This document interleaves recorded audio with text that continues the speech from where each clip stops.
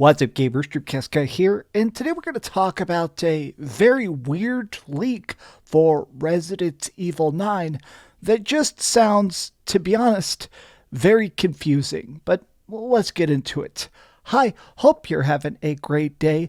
If you could, give this video a like and subscribe if you haven't already. Now, we're going to try and talk about this with a very open mind. Capcom has kind of been killing it. Monster Hunter is better than it's ever been. Resident Evil is better than it's ever been. And I'm a massive Resident Evil mega fan. I actually grew up playing the games over and over and over again, starting with RE2. And, as that franchise has evolved, I think we can tell that experimentation has been mostly successful. But something about this just seems... it's hard to say bad, but it certainly seems a bit, concerning. A lot of the people are actually saying this is probably going to be very strange, an open world Resident Evil, but let's take a look at the source first off. So this is an article over on Video Game Chronicle, and it says this could be a next big, critically acclaimed big thing from Capcom, and it's sourced by Dusk Golem. Now, in case you've never heard of this gentleman, he is a personal friend of mine. I've spoken to him on multiple times. The guy knows exactly what he's talking about.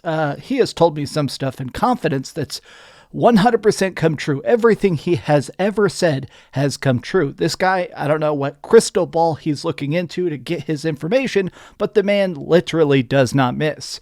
And he said this. So here's a little tidbit I'll share. Capcom often greenlights their new initiatives in groups of 3. Decent examples are RE7, Resident Evil 2, and Devil May Cry 5. They were all greenlit fairly close to each other to take advantage of that new RE engine, and the idea to remake Resident Evil 2 was also inspired by their initiative to do a remake of RE2, 3, and 4. The Remake Initiative. Dragon's Dogma 2 expanded the RE engine functionality for open world games. The other 2 games, part of the open world trilogy they're working on, are Monster Hunter Wild and Resident Evil 9. So, this is the man. This guy has leaked. He is the guy who cracked a ton of major stuff from Resident Evil 8 when Village was initially even just a rumor at that point. He knew it was going to have vampires and werewolves. Dusk Golem knows everything. He leaked a bunch of stuff about God of War Ragnarok. I could literally talk all day about the amount of times he's been right, and I can't think of a single time he's been wrong. So if he's saying this game is going to be open world, I have to believe him, but it still just seems like such an odd idea. Monster Hunter being open world, that makes sense. It is a game about exploration and tracking targets and doing crafting and stuff. So that I'm definitely on board for. But Resident Evil 9 being open world just seems like such an odd choice because Capcom has been completely killing it. It says right here, they were Metacritic's highest rated publisher of 2023. Last year they dropped so many back-to-back bangers. I think a lot of people's hesitation to this concept is well warranted. Obviously, Capcom is putting weird microtransactions in some of their games, including Resident Evil, where they've offered a cheap ability to fully upgrade weapons. They've been, of course, putting microtransactions into Dragon's Dogma, where if you want, you can pay to fast travel. But microtransactions beside, my big hiccup with this, the big part of this that I'm personally not thrilled about. I am going in this with an open mind. It will probably be good in the end, but a lot of open world games necessitate some sort of RPG mechanic.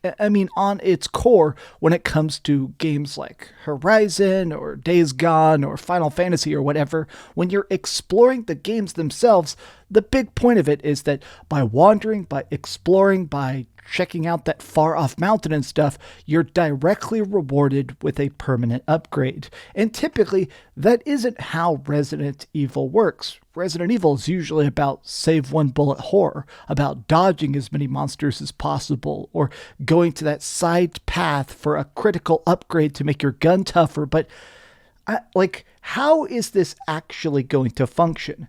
years and years ago, there was this article in, I think, Game Informer. Like when I was a little kid, there was an article in Game Informer when Resident Evil Code Veronica had just come out. And it was basically a bunch of developers talking about how they'd make each other's games. And one guy did talk about making a open world Resident Evil, but it was going to be based in Raccoon City. His idea was to make it so that every time you booted it up, you'd be in a different part of the town, there'd be different supplies to gather, you'd try and reinforce a base and live as long as possible until somebody like STARS or Umbrella Special Forces managed to evac you. Now, that concept was cool. It definitely inspired me as a kid to think about how big games that are sometimes tiny can be, but I guess I'm still just stuck on how this would play out from a narrative perspective. When it comes to something like Resident Evil 4 Remake, or as we mentioned before, RE Village, these are big open games, but they're open zone. They have specific quadrants, they have specific parts, and while you can explore and backtrack to your heart's content, there is still a dedicated narrative at play. It is about the next boss, the next area, the next crazy reveal. When it comes to an open world thing, I guess I'm curious, how can they direct you? I mean, I guess here's my big thing about this.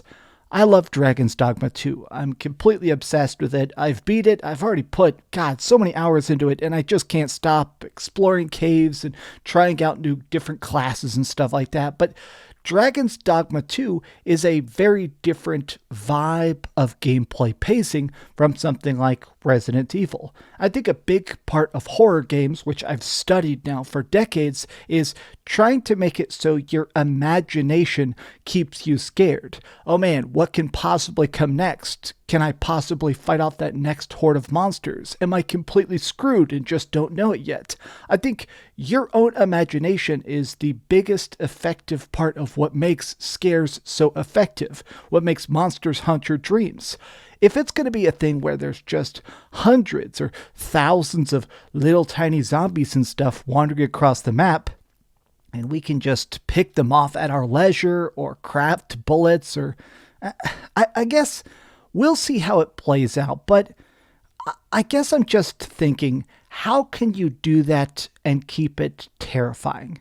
How can Resident Evil 9 following werewolves and vampires and mommy milker 9-foot-tall Lady Demetrice, how can you just follow that with a big open world setting? What kind of things are we even going to be fighting?